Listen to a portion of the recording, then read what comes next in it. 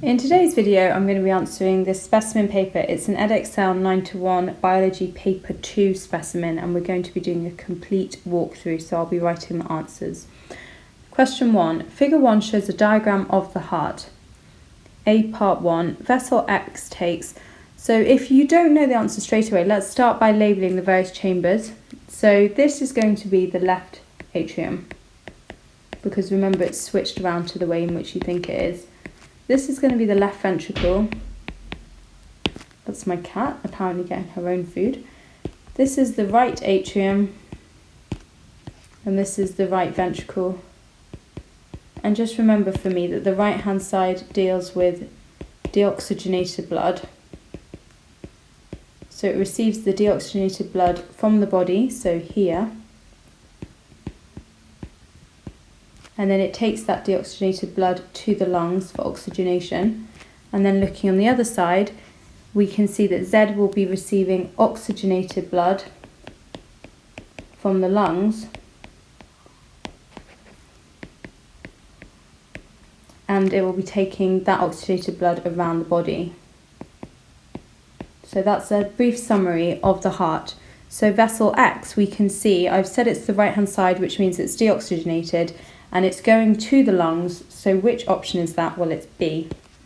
And I'm just going to make my nib a bit fatter because that's a bit skinny. Part 2, give one reason why the wall of the left ventricle is thicker than the right. And as you can see from my diagram, we can see that the left ventricle is going to deposit blood into the aorta, which travels around the body delivering oxygenated blood, which means that the left ventricle has to pump at high pressure in order to deliver that blood around the body. Whereas if you compare the wall of the right ventricle over here, well, that blood's only going to the lungs, and the heart sits very close to the lungs, so the blood doesn't have to travel as far. So really the left ventricle is thicker, so it can pump the blood further and at higher pressure.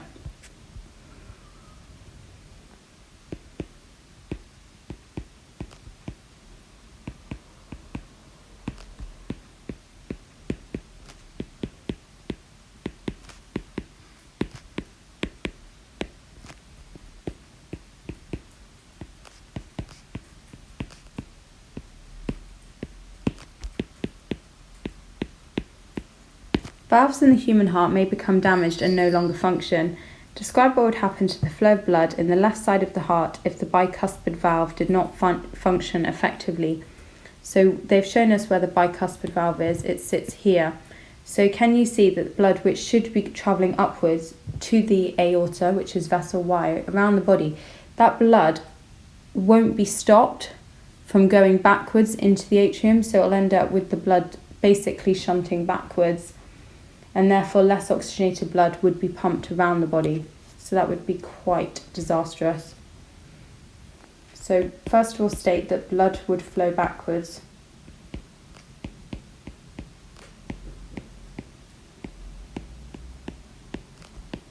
And state exactly where it travels to and from.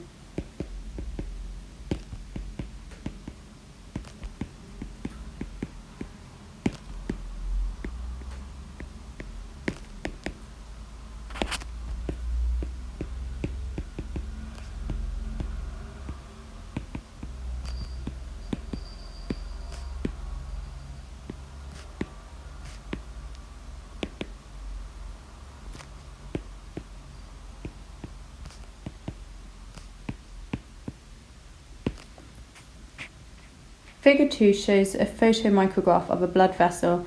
Explain how the structure of this blood vessel is related to its function.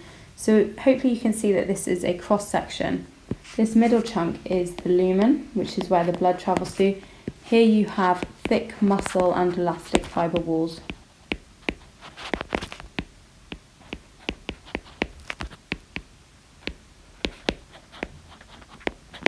Now, because the lumen is fairly narrow, especially when compared with the thick walls, this means that it must be an artery.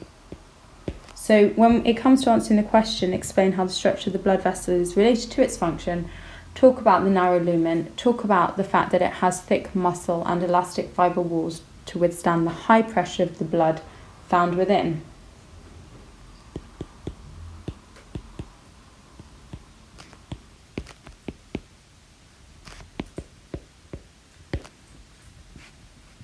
Figure 3 shows a diagram of the circulatory system of a fish. Compare the differences between the structure of the circulatory system of a fish and the human circulatory system. So as you look at it, you can see that it has a single ventricle and a single atrium, whereas the diagram before showed that a human heart has a structure containing 2 ventricles and 2 atriums, so our hearts are much more complicated. We also have a double circulatory system, which means that the blood travels twice into the heart for every once around the body. Here you can see it just simply, the blood keeps circulating round and round through the capillaries to the heart, through the capillaries and to the heart. It also doesn't have any separation between the deoxygenated and oxygenated blood. Obviously, the left-hand side of the human heart deals with oxygenated blood. The right-hand side deals with deoxygenated blood. So, lots of differences to state. So let's first of all state that the fish heart has 2 chambers, whereas the human heart, Lyra, has 4.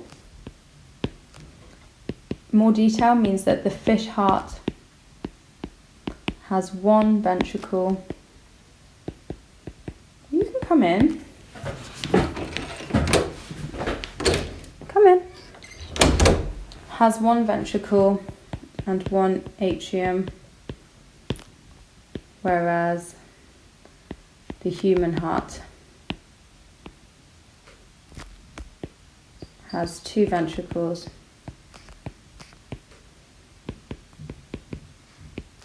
and 2 atria. In the human heart, the oxygenated blood and deoxygenated blood is separated.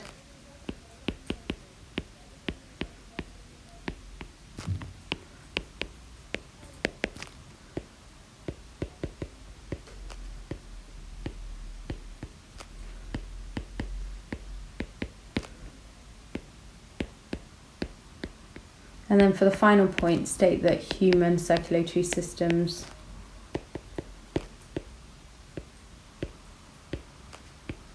are double,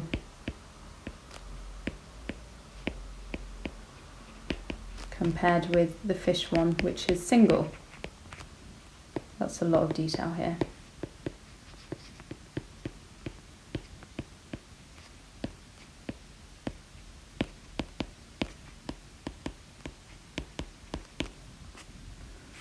Question 2. Blood tests can be used to check a person's blood glucose and hormone levels.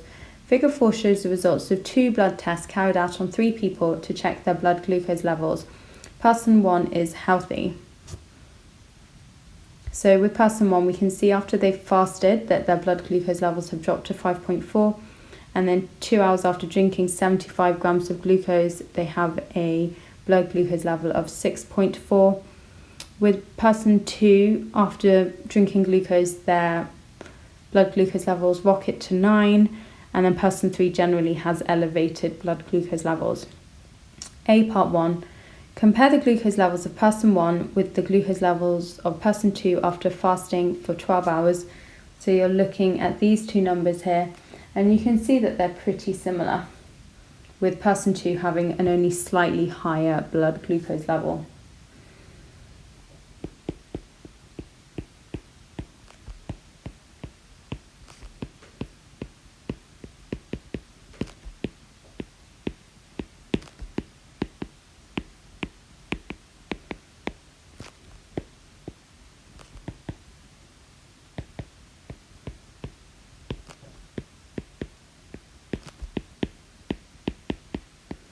To compare the glucose levels of person 3 with the glucose levels of person 1 2 hours after 75 grams of drinking glucose.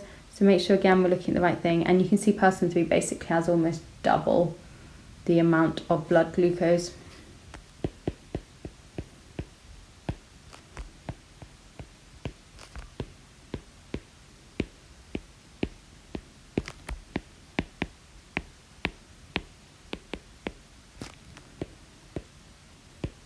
So really you're just saying what you see in the table, just make sure you're looking at the right numbers.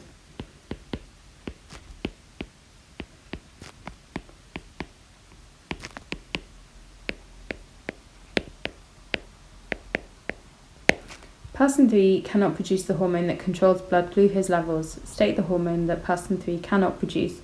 Well, the hormone responsible for reducing blood glucose levels is insulin, and type 1 diabetics are lacking the ability to actually make this insulin. B. Figure 5 shows the level of progesterone for a female during 5 different stages of the menstrual cycle. Describe the changes in progesterone levels during the 28-day cycle. So describing means that we again look at what we can see in the table and just state it. We don't need to explain it. So as you look at the table, you can see that the levels remain low up until day 14, whereby they start increasing dramatically, and then they continue to rise to day 23 before dropping off at day 24. So progesterone levels remain low until day 14 and then increase. They continue to rise up to day 23 before dropping at day 24.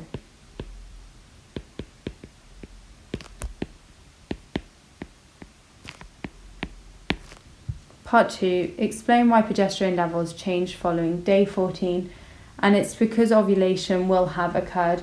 When ovulation occurs, it means that you have an egg released into the fallopian tube, and it also means that you have the kind of husk left over from the egg being released, which is called the corpus luteum. And the corpus luteum is responsible for producing the progesterone needed to maintain the uterus lining. So quite a lot of detail needed here. So first of all, state that at day 14, ovulation occurred, which is the release of an egg.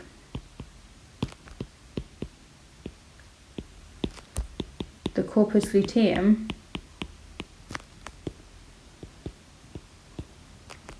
produced progesterone in order to maintain the uterus lining. So you want to thicken the uterus lining or maintain it in order to support a potential pregnancy. Use figure 5 to explain if the female is pregnant. Now, the reason I know this woman isn't pregnant is because between days 24 and 28, her progesterone levels decrease. Now, if she was pregnant, those progesterone levels would need to stay high in order to make sure that that uterus lining stayed thick, so it could actually support the growing embryo. So the fact that it drops means that the uterus lining has been shed due to a lack of fertilization. So we know this because the progesterone levels fall after day 23, indicating that no fertilization has occurred, so there is no need to maintain the uterus lining.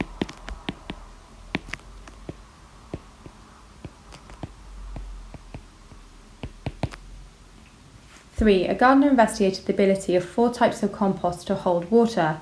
50 centimetres cubed of water was added to each type of compost. Figure 6 shows the volume of water retained by 4 different types of compost. So A and B, we're looking at 500 grams of compost, whereas C and D, we doubled the amount of compost. Then we measured the volume of water retained, and then we measured the mass of the compost after the water was added. Calculate the percentage change in mass for compost B. So we're looking here. Remember, when we're doing percentage change, you need to do the change in mass you need to learn this equation, over the original mass, and then because it's a percentage we need to multiply our number by 100. So if you look at compost B, you can see that the original mass was 500 grams, the final mass was 529 grams, so obviously that changes 29 grams. The original mass was 500, and then we multiplied by 100 in order to turn it into a percentage. So when you do 29 divided by 5, you get 5.8%. Explain which compost would be best to use for a pot containing strawberry plants to be grown during a hot summer. The crucial thing here is it's a hot summer, which means that transpiration rates, so that's water loss from the leaves of the strawberry plant, will be high. So effectively you want a compost which retains its moisture. Now you can't just look at these numbers and decide which compost has retained its moisture the best. It's really annoying, but you're actually going to have to work out the percentage change for every single compost.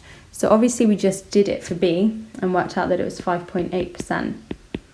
If you were to do the same calculation for A, you'd be doing the change in mass, so that would be 15 over the original mass, which is 500, and then times it by 100, and you'd get a percentage, which is 3%. Do the same calculation for the numbers with C, and that would be 4.5%, and for D, that would be 3.4%. So as you actually look at these numbers, you can see that the compost B held on to the most amount of water. So let's say that now. Compost B, this is an awful lot of work for 2 marks, would be the best.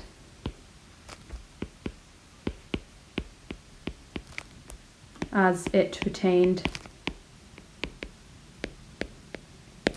the highest percentage of water.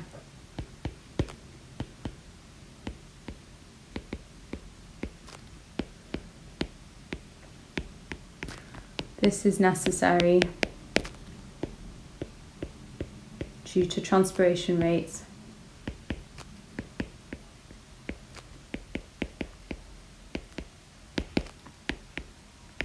being very high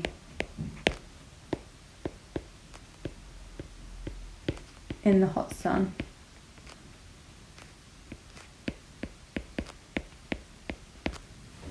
Part 3. State one way to improve this investigation in order to compare the results without having to calculate the percentage change in mass. And really the reason we had to calculate the percentage change in mass here was because we weren't using the same starting masses for A, B, C and D compost. And how can you make a valid comparison if you're not comparing the same starting point? So basically you just need to write here, use the same starting mass of compost.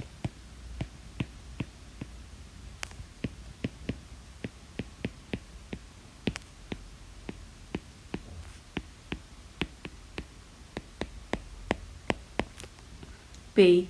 One method of preserving strawberries is by using them to make jam. Figure 7 shows a method for making strawberry jam. Procedure. Measure 2 kilograms of crushed strawberries.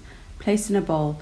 Add sugar, mix well and allow to stand for 10 minutes. Transfer to a saucepan and heat until boiling. Stir apple pectin into fruit and continue stirring over a high temperature until the gel point is reached and there is a reduction in the water content. Pour jam into sterilised jars, leaving 1 centimetre of space at the top, and cover. Explain why reducing the water content of the strawberries will help to preserve them. So, when answering this question, you need to fundamentally understand that all living organisms require water, and that includes microorganisms. The bacteria actually use the water to help dissolve their food. So obviously, if you reduce the water content, then you'll reduce the microorganism growth, and that will help reduce the decay process and will ensure that the jam is preserved.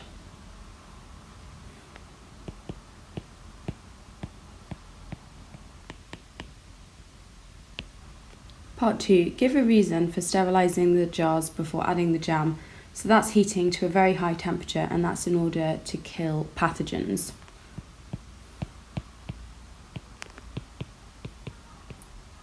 It's the same reason why UHT works, so that's ultra high treated milk.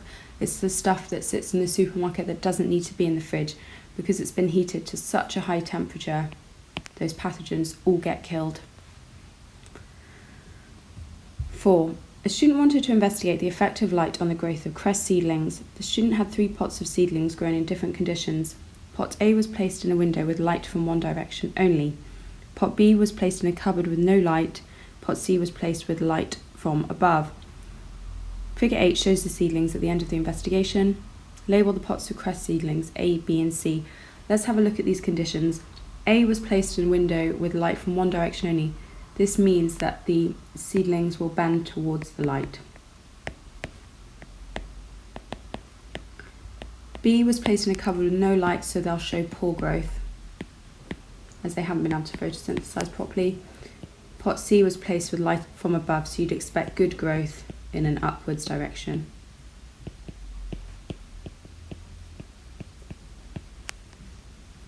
Label the pots. Okay, so let's have a look at what agrees with what I just said. So I said A would bend, which is why this one is A. I said that B would show poor growth, that's that one. C would be growing well because the light's from above. 2. What is the response shown by the cress seedlings in pot A? So in pot A, they're bending towards the light, which means the tropism has to involve photo meaning light, and it's a positive response to light. They're actually bending towards the light, so it's positive phototropism. That's D. As with always these questions, I always try and work out the answer before I confuse myself by looking at all the options. State the plant hormone that causes the cress seedlings to grow towards the light. Those are auxins, simply a word you're going to have to remember. The student wanted to find out where the hormone that caused the response to directional light was found. The student had 2 growing plant shoots and placed them both in a window with light coming from one direction. Describe a method the student could use to show that the hormone was found in the tip of the plant shoot. At school, your teacher ought to have told you about Darwin's experiments with coleoptiles. So what he got were these coleoptiles, which are little wheat seedlings, and then he put them in different conditions. So some were allowed to grow ordinarily, some had a unidirectional light source, which meant they bent towards it, and with other ones he actually chopped off the tip and dipped them in various substances, replaced the tip, and saw if there was any change in how the tip grew. And so really we're trying to summarize that here. So start by saying remove the tip from a plant shoot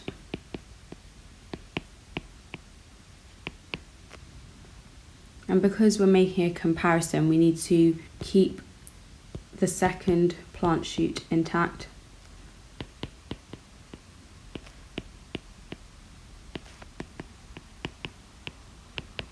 And then lastly, measure the changes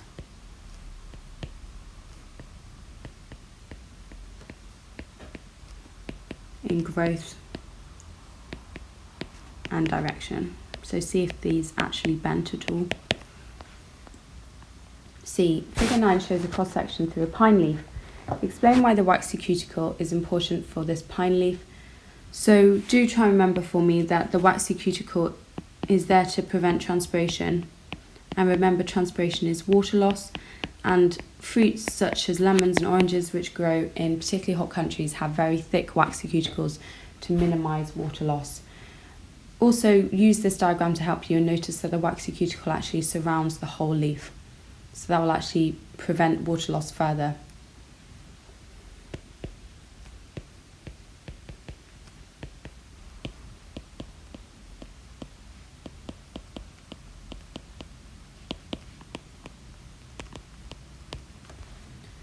The transport vessels are labelled on figure 9. Which row of the table is correct for the movement of sucrose through the plant? So here are transport vessels, phloem and xylem. Xylem transports water, and that goes from the root upwards, always like this. Phloem transports sugar, and that's from the leaves to everywhere else in the plant, so that's up and down the plant. And this process of moving sugar is known as translocation. So again, let's try and second guess this answer. So method of transport of sucrose through the plant. I know we're looking straight away at C and D. And structure through which sucrose is transported. I just said that it was the phloem, which is why the answer here is D. 5. A scientist investigated the effect of light intensity on the rate of photosynthesis of the aquatic Kabomba plant. A lamp was used as a source of light. The lamp was placed at different distances d from the Kabomba plant, and the number of bubbles produced in 60 seconds was counted. The number of bubbles produced in 60 seconds was used to calculate the rate of photosynthesis.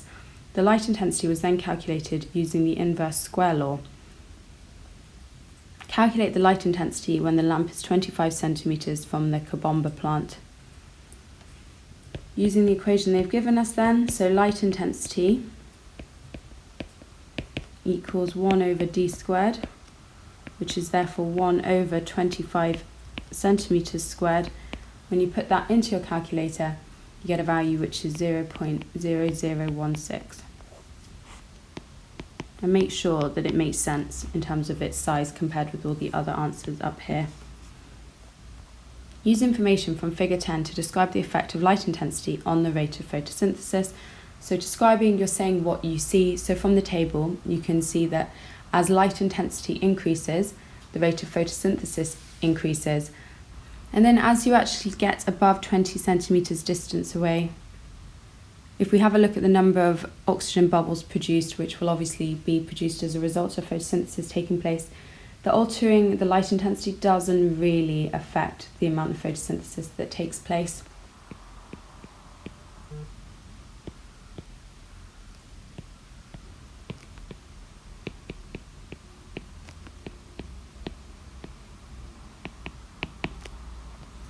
Give another method of measuring light intensity rather than calculating it. So you could describe a piece of apparatus here which actually measures light intensity, and that is called a light meter. Pretty basic name really. Part 4. The scientists counted the number of bubbles produced by the Kabomba plant. Another scientist stated that this was not the best method of measuring the volume of gas produced. Explain how you could improve the method to measure the volume of gas released more accurately. Yeah, this scientist he's sensible really, because if you think about bubbles, some will be small, some will be big, and you're counting them as if they're all equal. So really you want a better, more accurate way of measuring volume. What do you use in chemistry? Well, you tend to use a gas syringe. So collect oxygen bubbles using a gas syringe.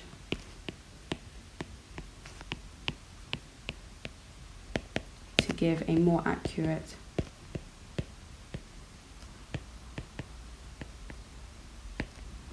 measurement of volume.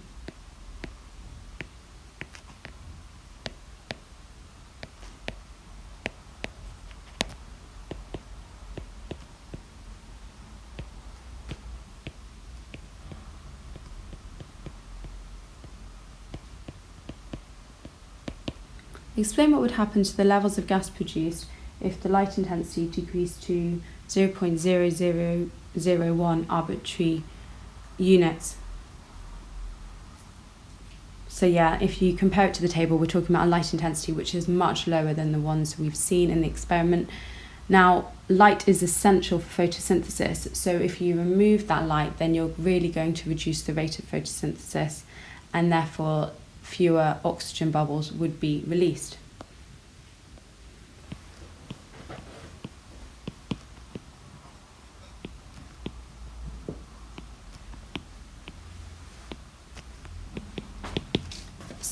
Figure 11 shows the equipment used for measuring respiration in peas. Respirometer A contains germinating peas. Respirometer B contains peas that are not germinating. Respirometer C contains glass beads. All three respirometers are placed in a water bath at 25 degrees Celsius for 30 minutes. The reduction in oxygen levels in each respirometer is measured using a data logger. Explain why the respirometers are placed in a water bath at 25 degrees. First of all, water bath is a great way of controlling the temperature because after all, our independent variable is the type of pea. It shouldn't be the temperature. So we need a water bath to control the temperature. Secondly, there are lots of enzymes involved in the process of respiration, and we need to try and provide them with the optimum temperature to actually carry out the reactions involved in respiration. So a water bath ensures that the temperature is kept constant.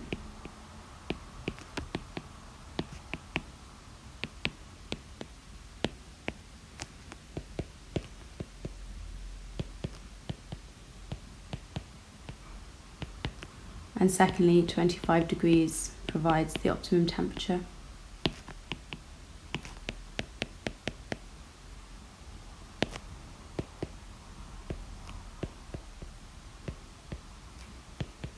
For the enzymes involved in respiration.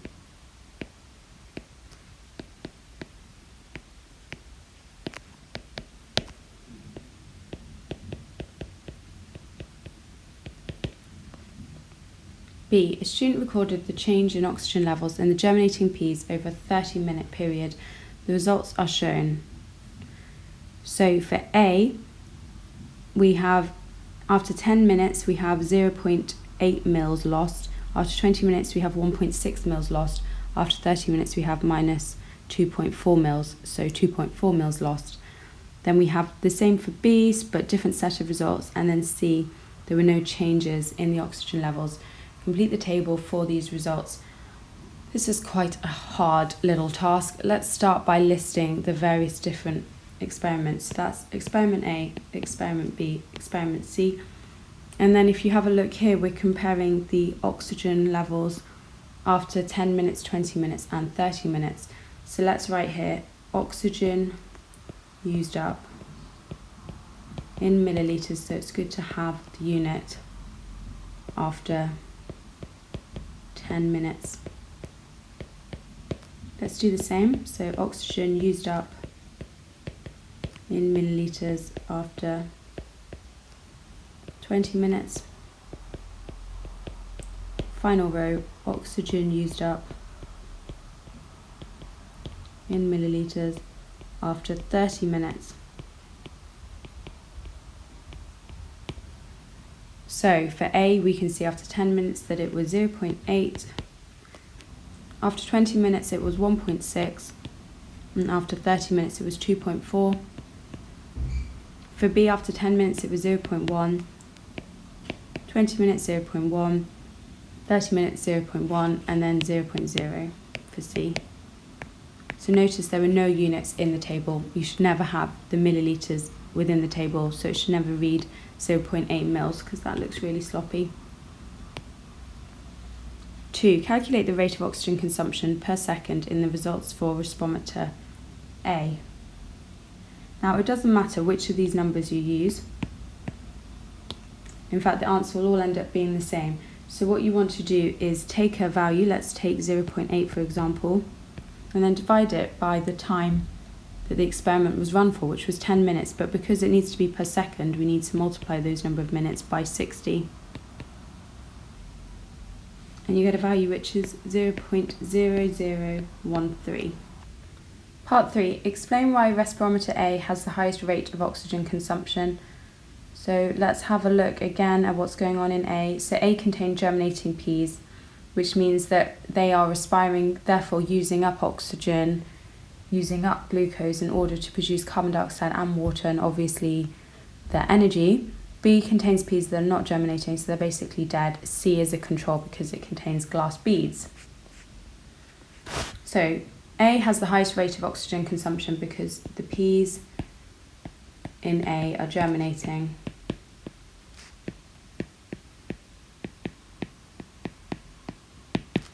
And using up oxygen.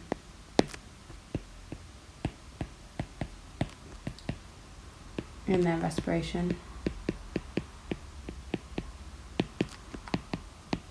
In order to release energy for growth.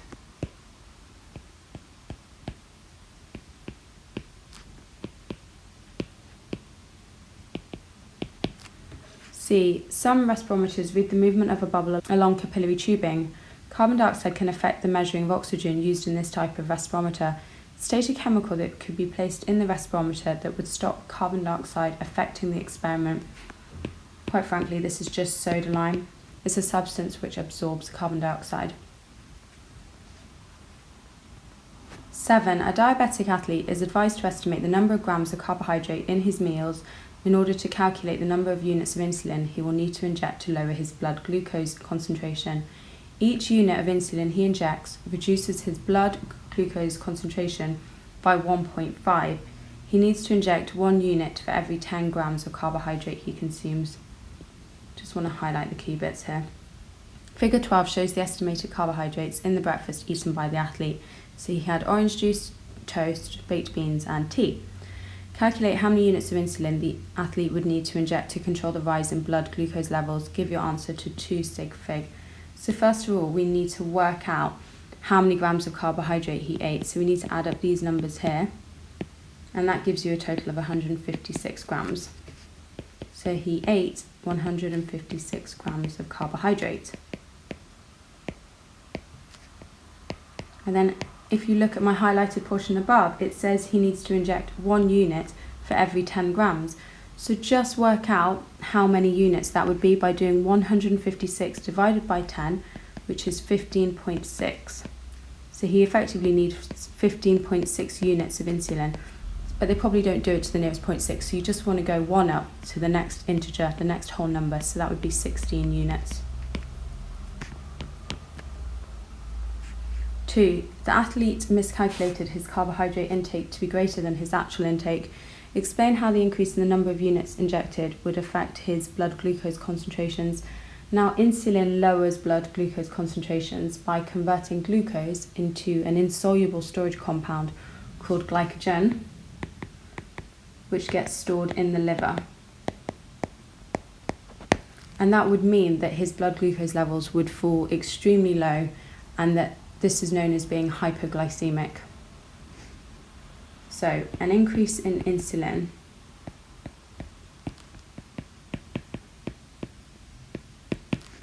would cause more,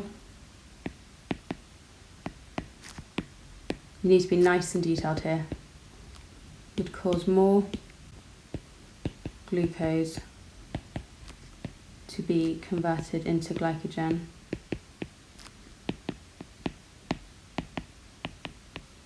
for storage in the liver.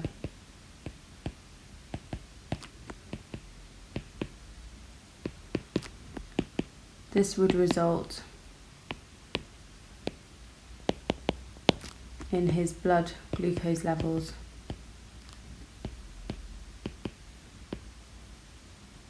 becoming very low,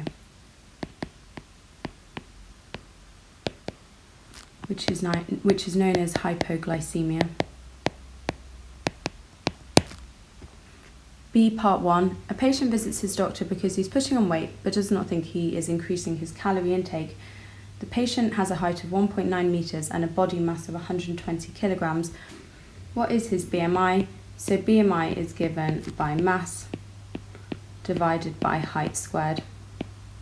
So learn this equation for me. His mass is 120 kilograms, his height is 1.9, which we need to square. When you put that into your calculator, you get this value, which is therefore option B. The doctor diagnosed this person with an underactive thyroid gland. Explain why an underactive thyroid could cause this patient to have an increased body mass.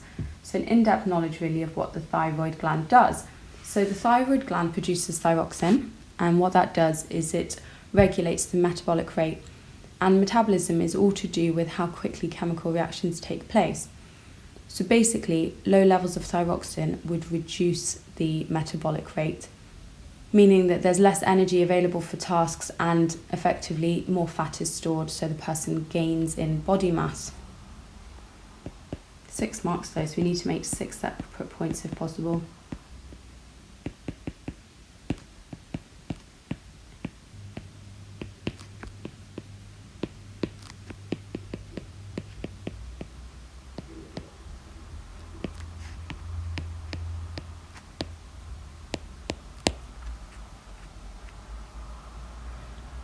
Figure 13 shows a food chain for organisms in a stream.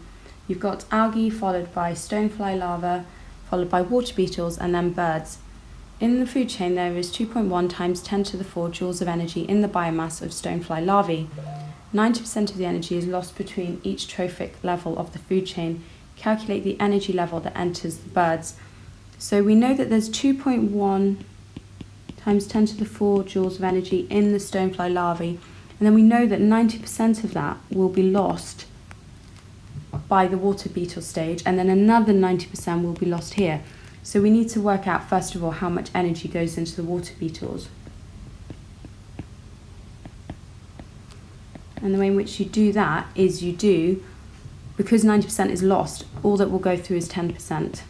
And because it's a percent, you divide it by 100 and then times it by that original number.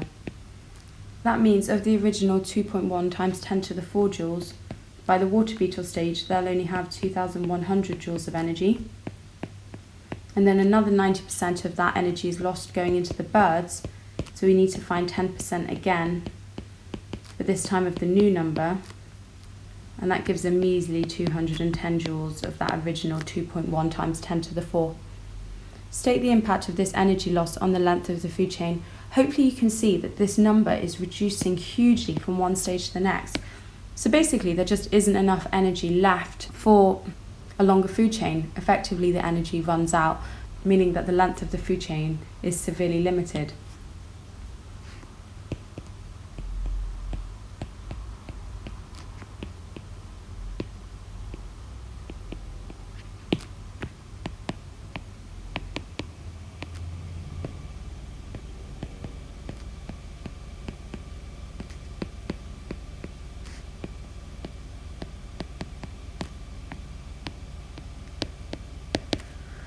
B. A group of students investigated the level of pollution in 2 different streams, A and B.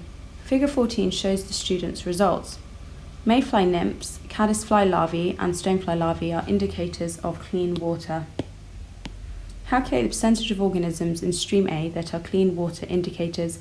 Give your answer to 2 significant figures. So we're looking at stream A only, so make sure you're looking at the right column, and the ones indicating clean water are these 3 here, as we've been told.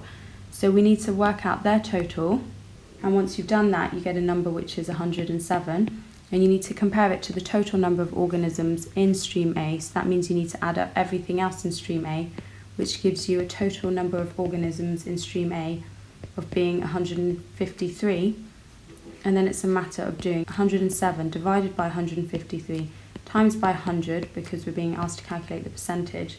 And to 2 significant figures, that is 70%. Be careful with your sig figs.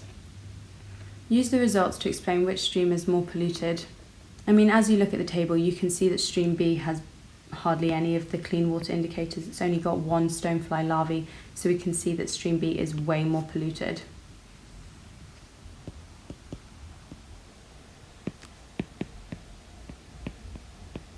And actually, if you look, they've got a huge number of the gross things, so the water louse, the bloodworm and the sludge worm, which are all indicators of pollution, really. I hate the names, it sounds so gross. The student investigated a 3rd stream, which is very slow flowing and flows through an area where intensive farming methods are used. Figure 15 shows the thick layer of algae formed on top of this stream. Explain the effect of this algal growth on the organisms in the stream. This should be screaming eutrophication at you, which is a process whereby excess fertilizers, sewage, etc. gets into streams and basically causes overgrowth of plants, leading to their mass death and a huge increase in bacteria, so that fewer fish and aquatic animals can survive. So effectively, we're just going to write out the perfect answer of eutrophication. So start by saying that algal bloom occurs, seeing as we actually need to start here because it's asking us about algal growth, meaning that many algae die due to competition for light. Basically, they block out the light for each other. Because there's a huge increase in the dead material, it means that microorganisms will thrive. So microorganisms feed upon the dead algae.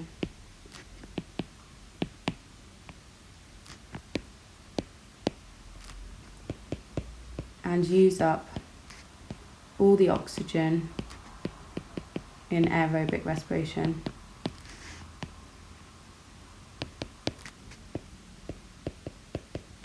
When all the oxygen's been used up, we call this anoxic. These anoxic conditions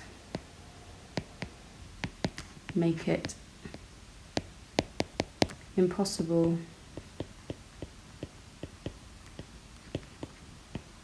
for for fish and aquatic animals to survive.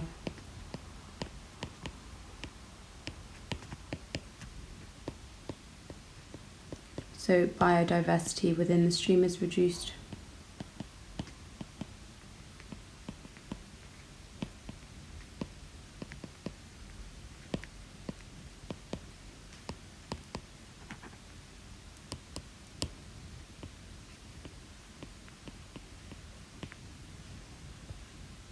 Nine, the kangaroo rat is a mammal that can survive in desert environments and can tolerate much higher concentrations of sodium ions in their bloodstream than humans. Figure 16 shows an image of a kangaroo rat. So cute. Name the process that controls water levels in the body. Water, the word you're looking for is osmo. Controls, another word for that is regulates. So if you shove those words together, you get osmoregulation. So let's look down. Yeah, that's C. D, thermoregulation, regulating temperature. Diffusion is a process whereby particles move from a high concentration to low concentration, and osmosis, which you might have been tempted to tick, is just movement of water, but it doesn't actually control the water levels in the body. B, part 1, explain how the blood entering the nephron of the kangaroo rat is filtered to remove excess sodium ions and water. So if I draw a really terrible diagram here of the Bowman's capsule, has the glomerulus, which is the blood vessel, coming in, and at the Bowman's capsule, ultrafiltration takes place, which is when ions and water and glucose and things enter the Bowman's capsule. So once they've entered, they pass along the proximal convoluted tubule down to the loop of Henle, distal convoluted tubule, and then lastly the collecting duct here, and urine gets produced down here. So in terms of processes that take place, you've got ultrafiltration taking place at the Bowman's capsule, and then selective reabsorption takes place here.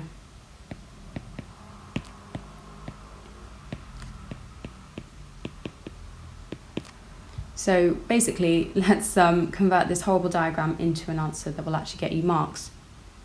So state first of all that ultrafiltration occurs at the glomerulus. Sodium ions and water enter the Bowman's capsule.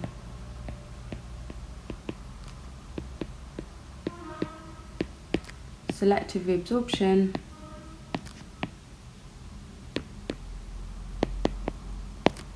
takes place at the proximal convoluted tubule, which I can't write out because I'm running out of space. And then lastly, urine is made in the collecting duct.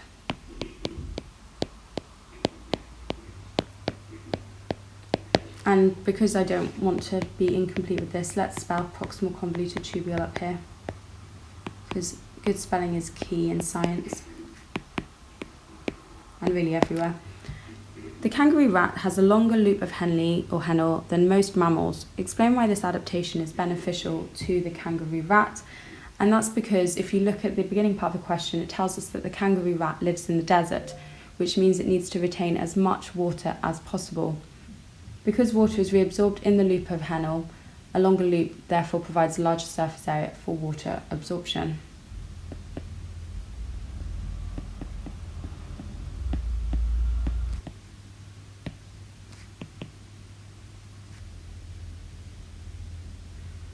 The volume of ADH stored in the pituitary gland of the kangaroo rat was measured. Remember, ADH is a hormone, and the high levels of it mean that you basically urinate less because more water is reabsorbed. Anyway, figure 17 shows the average results for 500 kangaroo rats.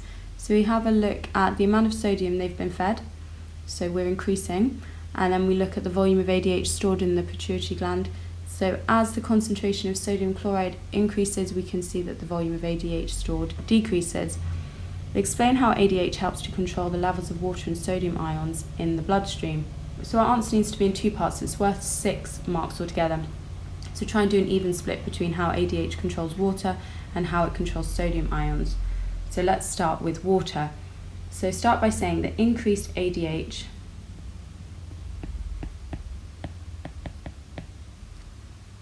causes the walls of the collecting duct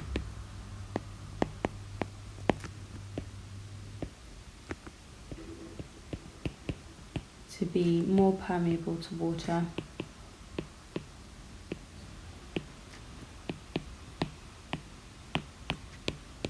so more water is reabsorbed into the bloodstream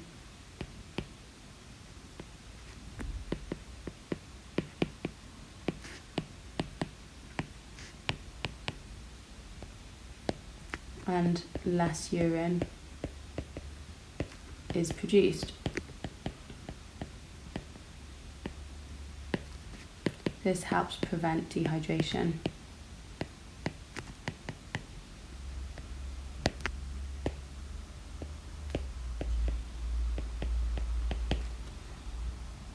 If we now take the sodium ions, use the table here, and as you can see from the table, as the sodium ion concentration increases, the levels of stored ADH decrease.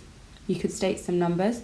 So you could say at 0.25 moles, the ADH stored reduces by 5 arbitrary units. Pull out more numbers by looking at high concentrations of sodium chloride ions. So here, look further down the table, and as you can see, when the sodium chloride concentration gets really high, we can see that the amount of stored ADH remains pretty stable at 8. And that's really to ensure that the maximum amount of water can be reabsorbed and thus helps prevent dehydration when sodium levels are high.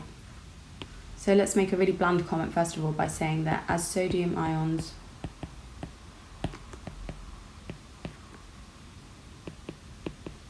increase in concentration,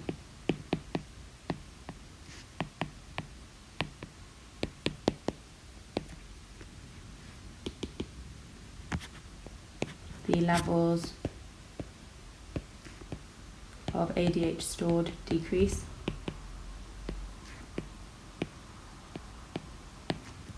At 0.25 mole of sodium chloride. By the way, write it out in full if you prefer, I'm just using the chemistry way of writing sodium chloride. The ADH stored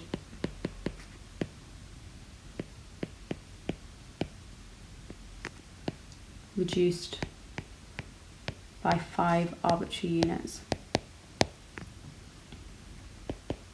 The volume of ADH stored remains stable at 8 arbitrary units, causing maximum amount of water to be reabsorbed.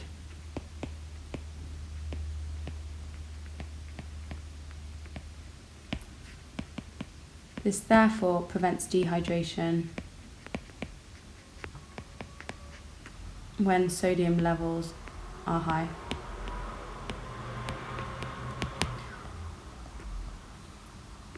Yay, question 10. Tropical fish excrete ammonia, which is an alkali. The pH level of water in a tropical fish tank needs to be maintained between 6.6 and 7.4, so slightly acidic for the fish to survive. Well, obviously at 7 it's neutral.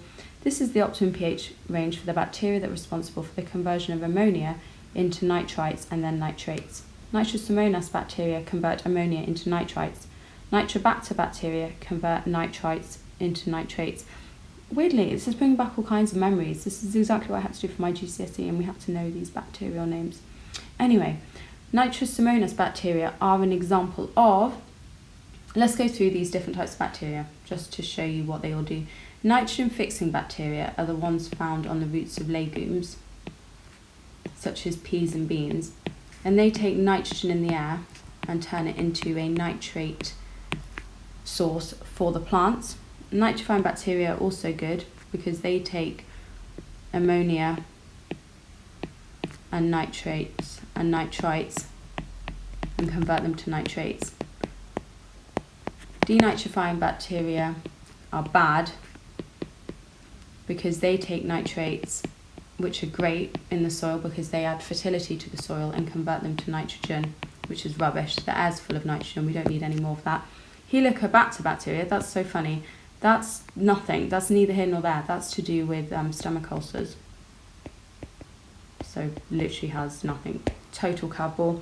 So in terms of Nitrosomonas bacteria, what are they examples of? Well, it says here that they convert ammonia into nitrites, which I've just said is this one here, the nitrifying bacteria, which is why B is the answer. Explain why Nitrosomonas and Nitrobacter bacteria are needed in tropical fish tanks. So basically pull out the information given in the question, so state that these bacteria convert the ammonia into nitrites and then nitrates, thus maintaining the pH. And why is it so essential that we maintain pH? Because of little proteins called enzymes, which are found pretty much in all living organisms. And if these enzymes do not experience the correct pH, basically they denature and they don't catalyze chemical reactions which take place in the fish, meaning that the fish would die. So the bacteria convert the ammonia into nitrites and then nitrates, thus maintaining the pH. And as I said, that was all in the question itself. Now this is the bit where we need to use our biology brain. So state an optimum pH is required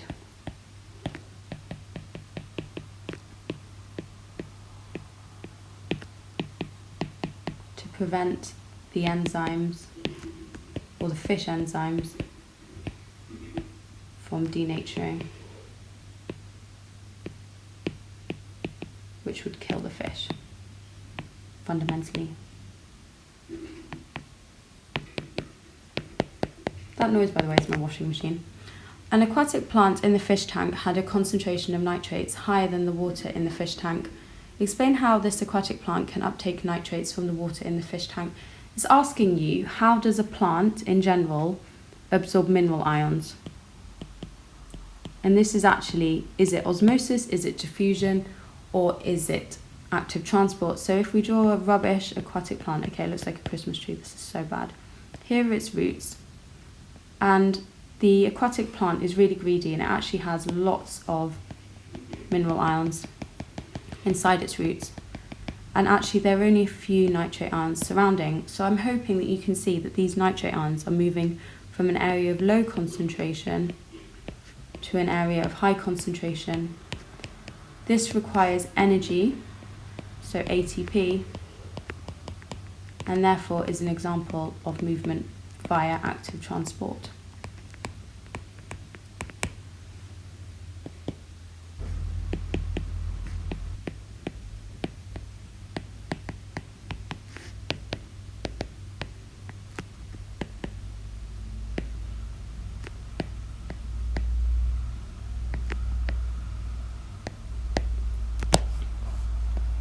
Leguminous plants, yay! I've already mentioned that, that makes me happy.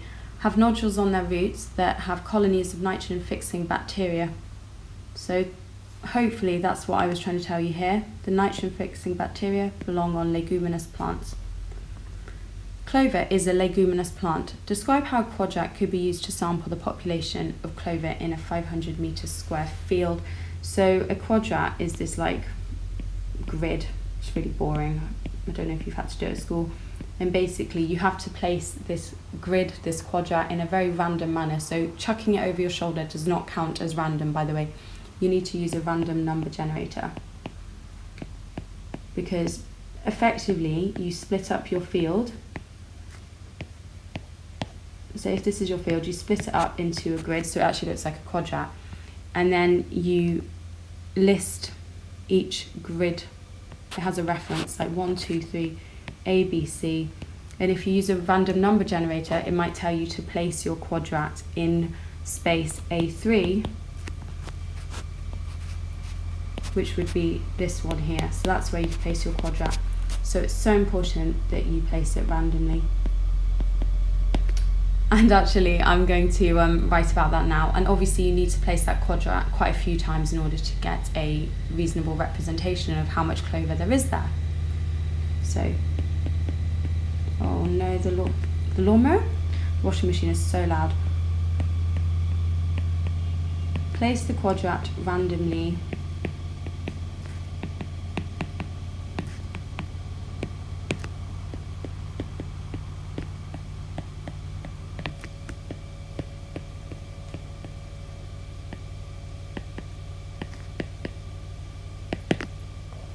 The nitrogen-fixing bacteria provide nitrates for the plants and release any excess into the soil. Explain how leguminous plants such as clover could be used to reduce the amount of artificial fertilizers. So yeah, we love clover because they're basically natural fertilizers, and really you could do crop rotation. So if the actual plant you were really after, because clover isn't that useful, you can't really sell it, say you wanted to grow wheat, where you could grow it for 3 years, and we harvest it to help us produce our bread. Then you do crop rotation, which means you plant clover for the next year. It goes and adds all of those nitrates to the soil, making it nice and fertile, meaning that you can then grow wheat the following year, meaning that you fundamentally don't need to add loads of artificial fertilizers to your soil. So start by saying that clover could be used in crop rotation.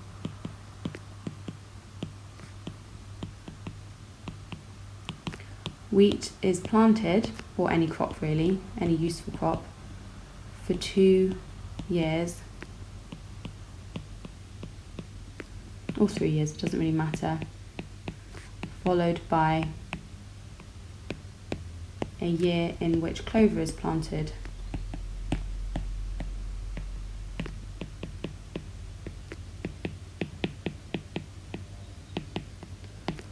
The nitrogen-fixing bacteria on the clover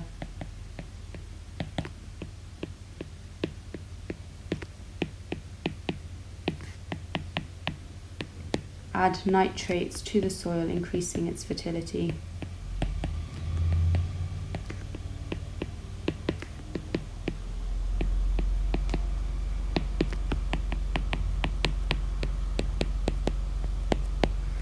Meaning that there's no need for artificial fertilizers.